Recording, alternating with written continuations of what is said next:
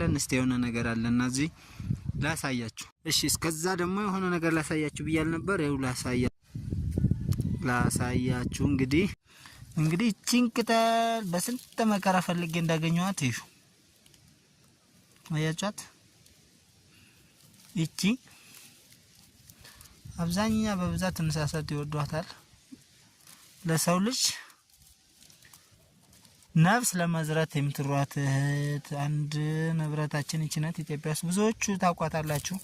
የገጠር ልጆች በቃ በደንብ ታውቁታላችሁ። ከተማ ልጅ ብዙ ጊዜ የማያውቀውም እንግዲህ አያቻት።